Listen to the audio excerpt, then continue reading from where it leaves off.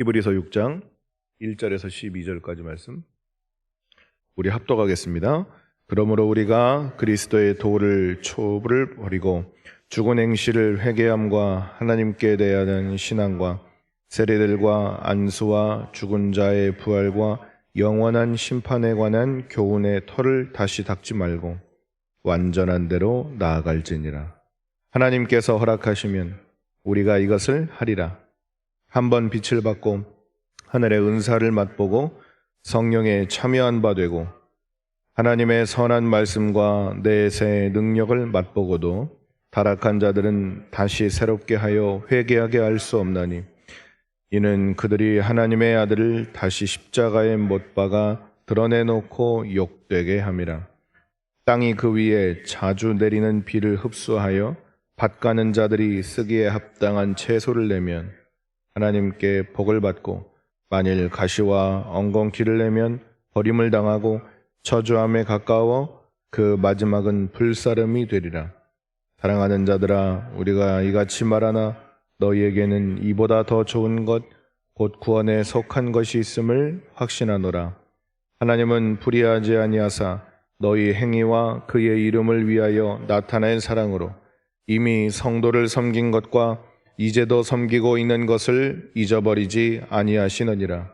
우리가 간절히 원하는 것은 너희 각 사람이 동일한 부지런함을 나타내어 끝까지 소망의 풍성함에 이르러 게으르지 아니하고 믿음과 오래 참음으로 말미암아 약속들을 기업으로 받는 자들을 본받는 자 되게 하려는 것이니라. 아멘. 우리 5절에서 6절을 한번 보겠습니다. 4절에서 6절을 한번 보겠습니다. 한 번 빛을 받고 하늘의 은사를 맛보고 성령에 참여한 바 되고 하나님의 선한 말씀과 내세의 능력을 맛보고도 타락한 자들은 다시 새롭게 하여 회개하게 할 수 없는 이는 그들이 하나님의 아들을 다시 십자가에 못 박아 드러내놓고 욕되게 함이라. 아멘. 성령을 경험했는데 타락하는 자들에게는 하나님이 구원을 베풀어 주시지 않는다는 말. 우리가 우리의 삶을 보면 성령을 경험하고 하나님의 역사하심을 맛보고 내가 그 사역의 정점에 있었던 사람들도 그 하나님에서 다시 멀어지면 언제든지 다시 죄인의 모습으로 돌아가고 다시 죄 짓는 사람으로 바뀔 수 있습니다. 왜 그러냐면 사람의 본성이 죄인이기 때문입니다. 그런데 오늘 히브리서 저자는 성령을 맛봤는데도 그렇게 다시 죄 짓는 사람은 하나님이 다시 그 사람 구원하지 않는다고 말합니다. 이거 사실 굉장히 심각한 이야기예요. 왜냐하면 어느 누구도 여기에서 자유로울 수 없기 때문이지. 우리 모두가 다 여기에서 자유로울 수 없습니다. 내가 하나님의 일하심을 알아요? 내가 성령의 역사를 알아요? 하나님이 어떻게 역사하셨는지 내 인생에 마디마디에 다 새겨져 있습니다. 그런데 내가 하나님 앞에 멀어지는 그 순간 나도 다시 죄인이고 나도 다시 또 연약한 사람이고 나도 다시 하나님 앞에 다시 다 이 죄 짓는 사람이고 그런 연약한 모습이 우리에게 누구에게나 있기 때문에 그래서 오늘 히브리서 저자는 이 유대인 독자들에게 성령을 경험했다면 너희가 다시 성령을 경험하기 이전으로 돌아가지 말라고 이렇게 이야기를 하는 것입니다. 실제로 너희가 죄 지었기 때문에 너는 이제 구원받지 못한다. 이렇게 저주하려고 하는 것이 아니라 너희가 성령을 받았다면 그리고 하나님의 일하심을 경험했다면 다시 예전으로 돌아가지 말아라. 그 성령의 일하심에 동참하는 자가 되라. 그 성령의 사역에 동참하는 자가 되라. 그 얘기를 지금 히브리서 저자가 이 본문을 읽고 있는 우리에게 하고 있는 이야기입니다. 다시 돌아가지 말고 하나님의 사역에 즐겁게 동참하는 자가 되라는 것이죠. 10절을 한번 보겠습니다. 하나님은 불의하지 아니하사 너희 행위와 그의 이름을 위하여 나타낸 사랑으로 이미 성도를 섬긴 것과 이제도 섬기고 있는 것을 잊어버리지 아니하시느니라. 교회 안에 성도들을 섬기고 있고 사역을 하고 있는 사람들이 분명히 이 당시에도 있었을 겁니다. 그 사람들에게 이야기를 하고 있는 겁니다. 너희가 얼마나 수고하고 있는지 하나님이 아신다. 너희 행위야 그의 이름을 위하여 나타낸 사랑으로 이미 성도를 섬기고 있다. 그리고 이제도 섬기고 있는 것을 잊어버리지 아니하시느니라. 우리가 사실 사역할 때 지치고 힘든 이유가 무엇이냐면 내 능력으로 하기 때문입니다. 한 사역을 오래 하다 보면 사람에게 번아웃이 올 수 있어요. 누구나 오거든요. 그런데 그 온 이유가 무엇이냐면 곰곰이 생각해 보면 그 사람에게 주신 은혜가 모자라서도 아니고 그 사람에게 주신 은사가 부족해서도 아니고 그 사람에게 주신 능력이 모자라기 때문에도 아니에요. 근데 왜 지치느냐? 내 힘으로 하려고 하기 때문이죠. 자기 힘으로 하려고 하면 하나님의 일은 감당할 수 없습니다. 왜냐하면 나를 버리고 하는 것이기 때문이에요. 세상에서 하는 일은 내가 대우받고 내가 존중받고 내가 존경받고 내가 높임받으려고 하는 일이기 때문에 힘을 쓰고 능력을 다해도 감당할 수 있습니다. 그에 대한 보응과 보상이 있기 때문에. 그런데 사역은 내가 해도 별 소용이 없는 것 같고 나보다 더 잘하는 사람이 있을 것 같고 이게 뭔가 반응이 즉각 보여지는 게 아니고 그냥 혼나기만 하고 욕만 먹고 이러니까 지칠 수 있고 힘들 수 있고 맥 빠질 수 있어요. 그게 왜 그러냐면 내 능력으로 하기 때문이거든요. 하나님이 내게 베풀어 주신 능력으로 성령께서 오늘도 나와 동행하시고 있다는 그 흔적으로 내가 사역을 감당할 때 내 안에 샘솟는 에너지가 있는 것이고 지치지 않는 열정이 있는 것입니다. 그러면 지금 오늘 히브리서 저자가 그런 자들에게 무엇라고 말하냐면 우리 11절 12절을 다 같이 읽습니다. 시작. 우리가 간절히 원하는 것은 너희 각 사람이 동일한 부지런함을 나타내어 끝까지 소망의 풍성함에 이르러 게으르지 아니하고 믿음과 오래 참음으로 말미암아 약속들을 기업으로 받는 자들을 본받는 자 되게 하려는 것이니라. 지치지 말고 부지런하게 끝까지 맡은 그 사역을 잘 감당하라는 것입니다. 이제 내일 주일입니다. 누구는 교사의 직분으로, 또 누구는 찬양단으로, 또 누구는 뭐 기도하는 사람으로, 누구는 안내로, 누구는 차량으로, 누구는 청소로 여러 가지 모습으로 우리가 함께 교회를 세워나가는데 우리가 가장 먼저 붙들어야 하는 것이 무엇이냐면 게으르지 아니하고 믿음과 오래 참음으로 말미암아 약속을 기업으로 받을 때까지 사역하는 것입니다. 약속을 기업으로 받는 것이 언제일까요? 약속을 기업으로 받는 게 언제일까요? 언제일까요? 이 약속은 또 무슨 약속이에요? 죽을 때까지 하라는 얘기예요.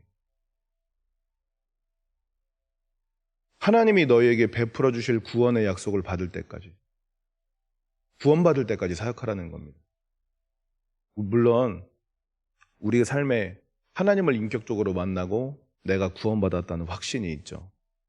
그러나 그 구원의 확신이 있다고 해서 내 구원이 완성된 것이 아니라는 걸 우리가 다 알고 있습니다. 우리의 구원은 언제 완성됩니까? 하나님의 나라 갈 때 완성이 되는 것이죠. 그러니까 쉽게 이야기하면 우리는 오늘도 구원 받고 있는 중이에요. 그러니까 아직 완성되지 않았고 아직 연약하고 아직 뭔가 부족하고 아직 채워지지 않았죠. 그러니까 내 능력으로 하니까 지치고 내 것으로 하려고 하니까 힘들고 내 걸로 하려고 하니까 번아웃이 오는 거예요. 나는 아직 완성되지 않았는데 내가 하려고 하니까. 그러니까 성령께서 주시는 능력으로 감당하려고 하고 하나님이 붙들어 주시는 힘으로 감당하려고 할 때 사역이 되는 것이고 언제까지 하냐? 죽을 때까지 하는 겁니다. 사역이라고 하는 것은 그래서 하나님 앞에 설 때까지 하는 거예요. 난 이제 늙었으니까 이제 사역 안 할랍니다. 교회 나와서 예배 드리는 것도 사역이고요.